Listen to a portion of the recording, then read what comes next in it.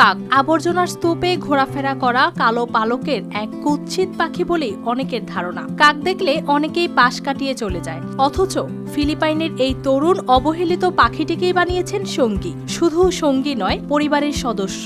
মানুষ যাকে তুচ্ছ ভাবে, সেই কাককে তিনি শিখিয়েছেন মানুষের ভাষা। কাকটি মুখে মুখে ডাকে নাম, আর সকালে ক্ষুধা পেলেই নিজের ভাষায় চায় খাবার। এই তরুণ ফিলিপাইনের কাবানকালান সিটির বাসিন্দা এরবেন লাতোজা বায়োট। পেশায় তিনি একজন জিমন্যাস্টিক প্রশিক্ষক ও ফায়ার ডান্সার।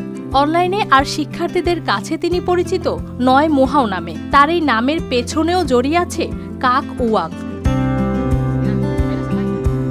প্রায় 17 বছর আগে 2009 সালে এক তীব্র ঝড়ে বায়োটের বাড়ির পাশে একটি বড় গাছ উপড়ে পড়ে। ধ্বংসস্তূপের নিচে পরিবারটি পায় একটি ভাঙা কাকের বাসা। সেখানে থাকা কয়েকটি ছানার মধ্যে 2টি ছানা মারা যায়, আর 2টি ঘাসে পড়ে বেঁচে ছিল।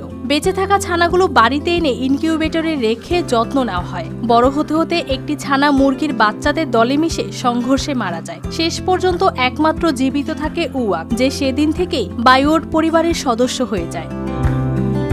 নায়াসিনামাইড ও স্যালিসাইলিক সমৃদ্ধ লিলি ফেস ওয়াশ, যা ফেসের ডেড স্কিন সেল দূর করে দেয় দ্বিগুণ ফাস্টার ব্রাইটেনিং। কাক যে বুদ্ধিমান তা জানা থাকলেও মানুষের মতো কথা বলা বিরল। মানুষের মাঝেই বড় হওয়ায় উয়াক ঘরের শব্দ নকল করতে শেখে। নানাই ও তাতাই থেকে ধীরে ধীরে সে সবাইকে ডাকতে শুরু করে নয় বলে। সকালে খেতে চাইলে উয়াক বলে মোহাও, হিলিগাইননের ভাষায়, যার মানে সকালের খাবার। কাকের মুখে এমন শব্দ শুনে সবাই অবাক হয়ে যায়।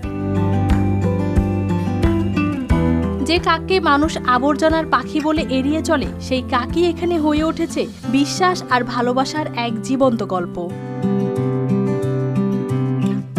ফৌজিয়া আক্তার, RTV।